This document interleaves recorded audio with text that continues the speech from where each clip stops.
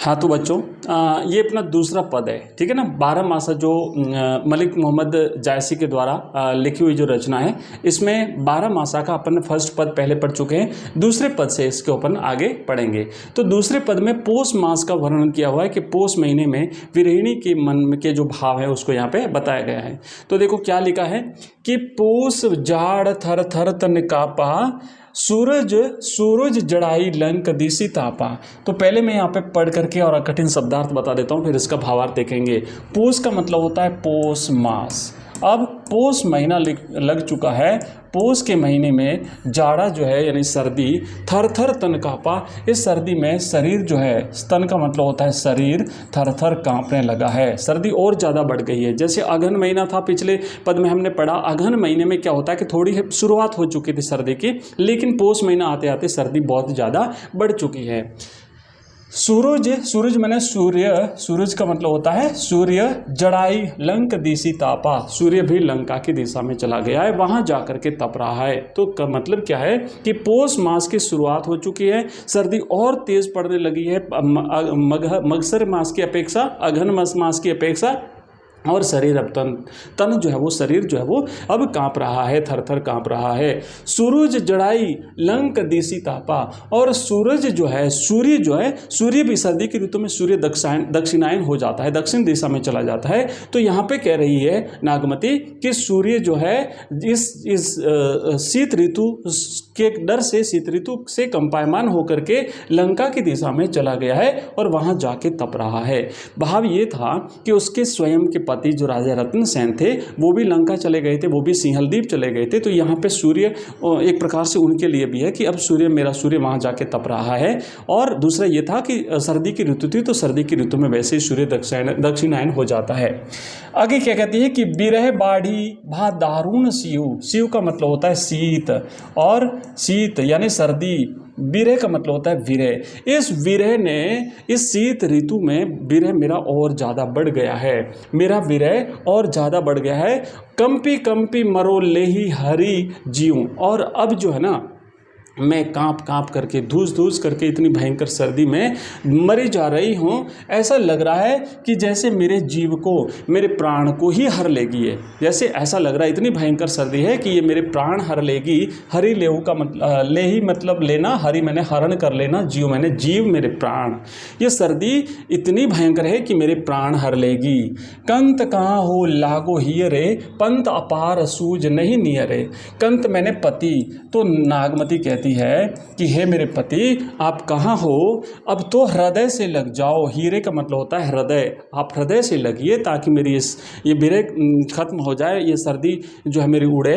पंथ अपार, पंथ का मतलब होता है रास्ता अपार है जिसका कोई पार नहीं हो, बहुत दूर है। सूझ नहीं नियरे, नज़दीक कहीं दिखाई नहीं दे रहा है। मतलब आप इतने दूर चले गए हो कि कहीं भी मुझे रास्ता दिखाई नहीं दे रहा है कि किस तरीके से मिलन हो। आगे कहती है सोर सुपेती आवे जूड़ी, जानो सेज हिवंचल बोड़ी।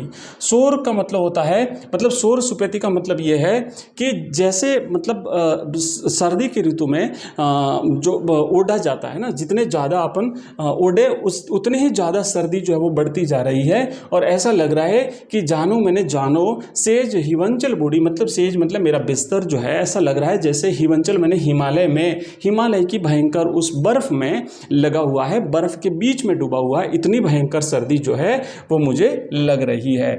आगे कहा है कि चकई निसी बिछुरे दिन मिला, हो निसी बासर बिरह कोकिला। चकई निसी बिछुरे दिन मिला, चकवा और चकवई रात्रि के समय बिछुड़ जाते हैं, लेकिन सूर्योदय होते ही, सुबह होते ही फिर से उनका मिलन हो जाता है। तो कहती है कि चकई जो है रात्रि को जब बिछुड़ जाती है, ऐसा श्राप है उनको, लेकिन दिन होते ही उनका मिलन हो जाता है। हो निसी बासर बिरह कोकिला, हो मैंने मैं, लेकिन मैं तो रात्रि की बिछुड़ी हुई वह कोयल हूँ जो कभी मिल ही नहीं पाती हूँ, है ना, मेरा तो मिलन ही नहीं हो रहा है। रैनी अकेली साथ नहीं सखी, कैसे जियो बिचोही पंखी। रैनी का मतलब होता है रात्रि भी मुझे अकेली बितानी पड़ रही है। क्यों? कारण है कि मेरी सखी भी, मेरी सहेली भी साथ में नहीं है। कैसे जियो बिचो ही पंखी। अब ये नागमती जो है ये कैसे जिएगी, ये बिछुड़ी हुई क्योंकि ये अपने प्रियतम से बिछुड़ चुकी है और ये अब कैसे जिएगी। विरह सचान भावे तन चाड़ा, ये विरह जो है ये सचान बन गया है। सचान का मतलब होता है बाज पक्षी, जो बाज पक्षी होता है उस बाज पक्षी के समान हो गया है और ये तन मेरा शरीर जो है ये उसका भोजन बन चुका है। ये विरह इतना परेशान करता है, इतना तड़पाता है कि ये एक प्रकार से बाज पक्षी के समान हो गया है और मेरा शरीर उस बाज का भोजन बन चुका है। जियत खाई मुँह नहीं छाड़ा, और ये जीते जी तो मुझे खा रहा है, विरह उसे तड़पा रहा है, उसे खा रहा है और मरने के बाद भी ये इसे नहीं छोड़ेगा, मरने के बाद भी नहीं छोड़ेगा। आगे कहती है रकत ढरा मासू गरा हाड़ भये सब शंख धने सारस होई ररी मुई आई समेटो पंख। वो कहती है अब तो मेरे शरीर से रकत मैंने रक्त, सारा का सारा मेरा रक्त जो है वो ढल चुका है, सारा का सारा मेरा रक्त जो है वो गिर चुका है। मांस गरा, और मेरे हृदय का, मेरे शरीर का, मेरे पूरे शरीर का मांस है वो गल गया है। हाड़ भये सब शंख, हाड़ का मतलब होता है हड्डियां, और मेरी हड्डियां भी अब तो खोखली हो गई है। हाड़ भये सब शंख का मतलब शंख के समान हो गई है, खोखली हो चुकी हैं। धनी मैंने स्त्री सारस होई सारस हो गई है। ररी मोई मतलब अब ये तुम्हारी स्त्री धनी यानी स्त्री नागमती उस सारस पक्षी के समान हो चुकी है जो बिछुड़ने के बाद रो रो करके मर जाती है। जैसे सारस का जोड़ा अगर बिछुड़ गया तो वो रो रो करके मर जाएगी, तो इसी तरीके से ये बिछुड़े हुए सारस के समान है जो रो रो करके मर रही है। आए समेटो पंख, अब तो आप आकर के इसके पंख समेट लेना, मतलब जब मर जाएगी मिट्टी में मिल जाएगी तो इसकी मिट्टी आप आकर के समेट लेना। ठीक है, तो ये इस तरीके से यहाँ पे कवि ने मलिक मोहम्मद जायसी ने इसका वर्णन किया है। चलिए आगे बढ़ते हैं और नेक्स्ट पद की तरफ अपन बढ़ते हैं आगे। अगला पद यहाँ पे देखिए कठिन शब्दार्थ दिए हुए हैं जो कि हमने पहले ही आपको बता दिया है, फिर भी अगर आप एक बार इसका स्क्रीनशॉट लेना चाहें तो ले सकते हैं। आगे बढ़ते हैं, ठीक है, नेक्स्ट पद की तरफ बढ़ते हैं। और इसका जो तीसरा पद है, दो पद हम कंप्लीट पढ़ चुके हैं, तीसरा पद है, तीसरा पद अपन यहाँ पे पढ़ेंगे। तीसरा पद पढ़ने से पहले मैं तो आपको बता दूं कि जो अपन यहाँ पे ये जो पूरा जो चैप्टर पढ़ रहे हैं, इस चैप्टर के ये जो कठिन शब्दार्थ और इसकी पूरी समरी, इसकी व्याख्या और इसकी PDF, इसके वीडियो, इसके प्रश्न उत्तर, MCQs, पूरे सारे चैप्टर्स के अगर आप चाहते हैं तो आप हमारा ऐप ज़रूर डाउनलोड कर लीजिएगा। हमारा ऐप है एजुकेशन राइज नाम से हमारा ऐप है ना, एजुकेशन राइज। ये आपको प्ले स्टोर पर मिलेगा और या फिर इस वीडियो के डिस्क्रिप्शन में लिंक दिया हुआ, उस लिंक पे आप क्लिक करके आप इस ऐप को डाउनलोड करेंगे एजुकेशन राइज नाम से। वहाँ पे आपको सारे कोर्सेज मिलेंगे, हिंदी कंपलसरी, इंग्लिश कंपलसरी का, हिंदी साहित्य का, हिस्ट्री, पॉलिटिकल साइंस, ज्योग्राफी, सारे के सारे कोर्सेज हमने चैप्टर वाइज लेटेस्ट पैटर्न के अकॉर्डिंग तैयार किए हैं।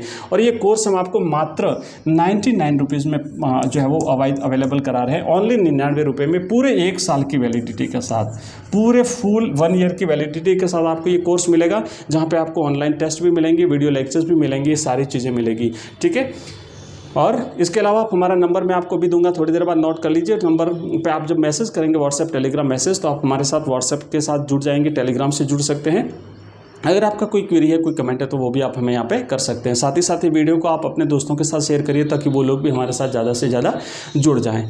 चलिए आगे बढ़ते हैं। नेक्स्ट अगला जो हमारा पद है, इस पद को अपन पढ़ेंगे। तीसरे पद को कहा गया है कि लागेउ महा पर अब पाला बिरहा काल भयउ जड़ काला। अब लगेउ का मतलब होता है लग चुका है, लग गया है। माह का मतलब होता है माघ का महीना। ठीक है, हमने देखा था कि शीत ऋतु के जो 4 महीने होते हैं, मगसर से शुरुआत होती है, मगसर, पोष, माघ और फाल्गुन। अगहन, पोष, माघ और फाल्गुन, जो 4 महीनों के यहाँ पे कवि ने वर्णन किया। तो ये तीसरा महीना है सर्दी का, माघ महीना, और इसके बाद फिर आएगा फाल्गुन महीना। तो माघ महीना अब लग चुका है और अब तो सर्दी और भी ज़्यादा बढ़ गई है और अब तो पाला पड़ रहा है। पाला पड़ना मतलब आपने देखा जो हिम पड़ता है, पाला पड़ता है, फसलें जल जाती है, इतनी भयंकर सर्दी पड़ती है इस महीने में, माघ महीने में। तो वीरेणी नागमती क्या कह रही है कि अब तो माघ महीना लग चुका है, पाला पड़ रहा है और बिरहा काल भयउ जड़ काला। जड़ काला का मतलब होता है सर्दी की ऋतु। ये सर्दी की जो ऋतु है, ये शीत ऋतु जो है, ये हो गई है मेरे लिए बिरहा काल। ये विरह मेरे लिए, इस सर्दी की ऋतु में ये विरह मेरे लिए काल बन गया है। काल का मतलब होता है मृत्यु, मेरे लिए साक्षात मृत्यु बन करके मेरे सामने खड़ा है। पहल पहल तन कहीं जो झांपे, हैली हैली अधिक ही कांपे। पहल पहल का मतलब होता है हर पल, हर पल, हर समय तन मैंने शरीर कहीं जो झांपे, मेरा शरीर जो है वो कांप रहा है।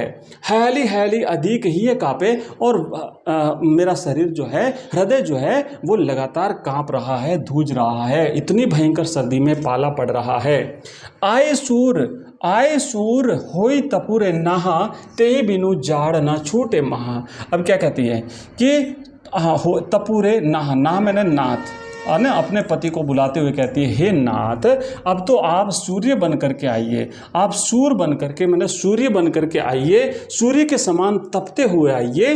तेहि बिनु जाड़ न छूटे महा, तुम्हारे बिना मेरा ये जाड़ा, ये सर्दी नहीं छूटेगी। आप आइए सूरज के समान तपते हुए मेरे सर्दी को, इस ठंड को दूर किए। तेहि बिनु मैंने तुम्हारे बिना, जाड़ मैंने जाड़ा न छूटे, महा मैंने मेरी सर्दी इसके बिना छूटेगी नहीं। आगे क्या कहती है, एहि मास उपजे रस मूलू, तू सो भंवर मोर जोबन फूलू। यही मास मैंने, इसी मास में उपजे मैंने उत्पन्न होता है रस मूलू, यानी काम भावना। ये माघ का जो महीना होता है, इस माघ के महीने में काम भावना, क्योंकि चारों तरफ फूल खिल जाते हैं, जैसे आम पे बोर लग जाते हैं। यहाँ पे रसमूलू का तात्पर्य होता है आम पे जो बोर लगते हैं, जो फूल आते हैं, उसे भी रसमूलू कहा गया है। तो इसी महीने में लगता है, इसी महीने में काम भावना बढ़ जाती है। तू सो भंवर, और तू भंवर मैंने तू भौरा है, मोर जोबन फूलो, और मेरा यौवन जो है वो फूल के समान है, फूल है। तो तुम भौरा बन करके आइए, मेरे इस यौवन रूपित फूल से अपना प्राप्य ले लीजिए, अपना रस चूस लीजिए। नैन चुवही जस माट हूँ मैंने मावट नीरू, तेहि जल अंग लाग सर चिरू। अब क्या होता है कि ये जो माघ महीना जो होता है, माघ महीने में कई बार इस महीने में क्या बार सर्दी की ऋतु में बारिश हो जाती है, वर्षा होती है माघ महीने में, तो बारिश होती है, उसे मावट कहते हैं। तो जैसे इस महीने में जब भयंकर सर्दी पड़ती है, उसी दौरान बारिश हो जाती है, और बारिश होने के बाद तो और भी ज़्यादा सर्दी बढ़ जाती है, और उसका उस जल जो है मेरे शरीर से लगता है, मतलब पानी जब उसके ऊपर गिरता है तो मेरे शरीर पर जो कपड़े हैं वो बाण के समान चुभ रहे हैं, इतनी भयंकर सर्दी मुझे लग रही है। टूटही बूंद परही जस ओला, बिरह पवन होई मारे झोला।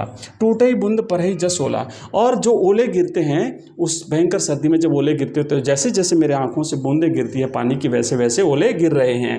बिरह पवन होई मारे झोला, और जो मेरा विरह है वो पवन बन करके, मतलब हवा, जब तेज हवा चलती, बारिश के साथ हवा आती है तो वो ऐसे झकझोरे मार करके चलती है, मुझे बहुत परेशान करती है। केहिक सिंगार को पहिर पटोरा, गिए नहीं हार रही होड़ होरा। केहिक मैंने कैसे, सिंगार मैंने श्रृंगार, को पहिर पटोरा, पटोरा मतलब सूती वस्त्र, तो मैं कैसे श्रृंगार करूं, मैं कैसे सूती वस्त्र पहनूं। गिए नहीं हार रही होड़ मोरा, और ये मैंने हृदय है ना, गले में हार नहीं पहन सकती, क्योंकि मेरा जो गला है वो डोरे के समान पतला हो गया है, वियोग में दुबली पतली हो गई है। अपनी शारीरिक कमजोरियों का वर्णन यहाँ पे करती है, और साथ ही साथ श्रृंगार करने का उसका बिल्कुल भी मन नहीं है, उसका भी वर्णन यहाँ पे करती है। आगे कहती है, तुम बिन कंता धनी हरुई तनुवर भाडोल। तुम्हारे बिना, कंता मैंने पति, धनी मैंने स्त्री, तुम्हारे बिना ये तुम्हारी स्त्री जो है उसका शरीर बिल्कुल दुबला पतला हो गया है। तन मैंने शरीर है ना, हरुई का मतलब होता है रुई, मतलब जैसे जैसे मैं कपड़े ओढ़ने की या ठंड से बचने के लिए सूती वस्त्र ओढ़ती हूँ, वैसे वैसे मेरा ये शरीर जो है वो तिनके के समान दुबला पतला है, दूझता जा रहा है। तेही पर विरह जराई के चह उड़ावा झोल। और इस पर ये विरह जो है, एक तरफ तो इतनी भयंकर ठंड पड़ रही है, और दूसरा ये विरह जो है, ये विरह मुझे तड़पाए जा रहा है, और विरह मुझे जलाए जा रहा है। विरह जड़ाई के चह उड़ावा झोल, और जला करके मेरी राख बना करके चारों तरफ उड़ा देना चाहता है। ठीक है, तो ये अपना इसका वर्णन जो है वो इसने यहाँ पे किया है। चलिए आगे बढ़ते हैं। नेक्स्ट अपना अगला जो पद है, चौथा पद, उसको भी ले लेते हैं। चौथे पद में यहाँ पे ये कठिन शब्दार्थ हैं जो हम कर चुके हैं। आगे बढ़ते हैं। चौथे पद में कहा गया है, चौथा जो महीना विरह का, इसका यहाँ पे जो वर्णन किया है चौथे महीने जिसमें फाल्गुन का वर्णन है, तो फाल्गुन महीने में क्या होता है देखिए, कहा है कि फागुन पवन झकोरे बहा चौगुन सियु जाई किमि सहा। अब फाल्गुन का महीना लग चुका है और फाल्गुन के महीने में पवन जो है वो झकोरे बहा, मतलब झकोरे खा खा करके बह रहा है, तेज पवन शुरू हो चुका है ना फाल्गुन का महीना होते ही। और चौगुन सियु जाई किमि सहा, चौगुन का मतलब होता है चौगुना, 4 गुना, सियु मैंने शीत, सर्दी भी 4 गुना बढ़ गई है ना। पिछले महीने माघ महीने में जो सर्दी थी उसके 4 गुना, उससे भी ज़्यादा सर्दी अब तो बढ़ गई है। चौथा महीना है, 4 गुना बढ़ गई है। माघ महीना जो तीसरा महीना था सर्दी के ऋतु का, 3 गुना सर्दी थी। उससे पहले जो पोष महीना था उसमें दुगुनी सर्दी बढ़ गई थी और अगहन महीने में सर्दी की शुरुआत हो गई थी। तो अगहन महीने में शुरुआत होती है तो सर्दी की, दूसरा जो पोष महीना आया उसमें सर्दी डबल हो चुकी थी, तीसरे माघ महीने में सर्दी 3 गुना बढ़ गई थी और चौथा महीना सर्दी का है फाल्गुन महीना, इसमें सर्दी जो है वो 4 गुना बढ़ गई है। किमि सहा, मैं कैसे सहन करूं, है ना, ये सहन नहीं होती। आगे क्या कहती, तन जस पियर पात भा मोरा बिरह न रहे पवन होड़ झोरा। और तन का मतलब होता है शरीर, जस पियर पात, जस मैंने जैसे, पियर का मतलब होता है पीले, पीर का मतलब होता है पीले पड़े हुए, जैसे पीले। अब क्या होता है कि माघ महीने में पतझड़ शुरू हो जाता है, पतझड़ शुरू होता है ना तो जो पेड़ों के पत्ते होते हैं वो पीले पड़ जाते हैं, पीले पड़ के झड़ जाते हैं। और यहाँ पर ये चौथा महीना था, इसमें इसका शरीर भी पीला पड़ चुका है। ये कहती मेरा शरीर भी पतझड़ के समान पीला पड़ चुका है, पतझड़ के पीले पत्तों के समान मेरा शरीर दुर्बल हो चुका है। तो ये कहती है कि तन जस पीर पात भामोरा, मेरा शरीर जो है उन पीले पत्तों के समान, पतझड़ के कारण पीले पत्तों के समान मेरा शरीर भी पीला पड़ चुका है। बिरह न रही पवन होड़ झोरा, और अब जो विरह है ये मेरे इस दुबले शरीर को, कमजोर शरीर को छोड़ेगा नहीं। आगे क्या कहती है, तरीवर झरे झरे वन ढाका भई अनपत फूल फर शाखा। तरीवर का मतलब होता है पेड़, झरे झरे मैंने झर करके, वन ढाका, ढाका मतलब एक पलास होता है, एक ढाक का वन होता है, ढाक या पलास जिसे कहते हैं, जिसे जंगल की ज्वाला कहते हैं। तो इस पर लाल फूल खिलते हैं, पतझड़ के दौरान इसके पत्ते सारे गिर चुके होते हैं और इस पर फूल ही फूल होते हैं, सारे के सारे लाल फूल होते हैं। तो क्या कहती है कि ये जो महीना होता है पतझड़ का, इस महीने में वन में जो ढाक के वन होते हैं, पलास के वन होते हैं, उसके सारे पत्ते जिस तरीके से झड़ चुके होते हैं और उसके बाद में पत्ते झड़ने के बाद उस पर फिर से नए सिरे से फूल फल शाखाओं पर खिल जाते हैं, शाखाएं बिल्कुल हरी भरी होना शुरू हो जाती है, शाखा एकदम से पुष्पित हो जाती हैं, बहुत खुश हो जाती हैं। करिन बनाफती किन हुलासू मो कै भा जगदून उदासू। करिन मैंने बन जाती है, बनाफती मैंने वनस्पति। तो इस मौसम में जब एक बार से बसंत ऋतु उसके बाद फिर शुरू होती है, पतझड़ के बाद बसंत ऋतु आती है, बसंत ऋतु में चारों ओर फूल ही फूल खिल जाते हैं। तो वनस्पति पूरी तरह से जो है वो उल्लास, यानी उल्लास से भरी हुई है, उमंग से भरी हुई है। मो कै भा जगदून उदासू, लेकिन मेरे लिए तो ये जग जो है वो 2 गुना उदास हो गया है, क्योंकि मेरे लिए यहाँ पे इस ऋतु का कोई, बसंत ऋतु का कोई महत्व नहीं है। पतझड़ ऋतु मुझे 2 गुना उदास कर देती है। आगे कहती, फाग करही सब चाचर जोरी मोए जिय लाई दिन जसी होरी। और मेरी सभी सहेलियां जो है, मेरी सभी सखियां हैं, ये सब मिलकर के, चाचर जोरी का मतलब होता है एक सामूहिक नृत्य होता है जो होली के अवसर पर किया जाता है। तो सब मिलकर के फाग करती हैं, मतलब फाल्गुन के गीत गाती हैं और चाचर नृत्य करती हैं सब मिलकर के। लेकिन मेरा हृदय, मोही जिय मैंने मेरा हृदय लाई दिन नी जसी होरी, लेकिन ऐसा लग रहा है कि मेरे हृदय में किसी ने लगा दी है, दिन लाई मैंने आग, जैसे होली, जैसे किसी ने मेरे हृदय में होली की आग लगा दी है। मेरा हृदय तो जल रहा है, मैं कैसे फाग गाऊं, मैं कैसे चांचर नृत्य करूं, मेरे हृदय में आग लगी हुई है। जो पे पिए ही जस अस भावा, भाषा नहीं भावा जरत परत मोही रोष न आवा। तो कहती है कि अगर मेरा हृदय जल रहा है, ये मेरे पति को अच्छा लग रहा है, जो पे पिए ही, पिए मैंने मेरे पिए को, मेरे प्रियतम को अगर ये भा रहा है, ये अच्छा लग रहा है कि मैं जल रही हूँ, जरत परत मोही रोष ना आवा। तो कहती है कि मैं जल करके मर जाऊंगी, मुझे किसी प्रकार का रोष नहीं आएगा, मुझे किसी प्रकार का क्षोभ नहीं आएगा अगर मेरे पति को ये अच्छा लग रहा है तो। राति दिवस ये मन मोरे लागी कंत चार ज्यों तोरे। रात दिन कहती है कि मेरे मन में बस एक ही बात रहती है कि मैं किसी न किसी प्रकार से तुम्हारे शरीर से लग जाऊं। यहाँ पे यूँ कहती है कि जब मैं जल जाऊं तो जलने के बाद जो मेरी राख बन जाए, वो राख तुम्हारे शरीर से लग जाए। रात दिन मेरे मन में यही एक विचार विचार आता है। यह आगे कहती है, तन जारी छार के कहाँ की पवन उड़ाऊं, मकु तेहि मार्ग होई परो कंत धरे जय पाऊं।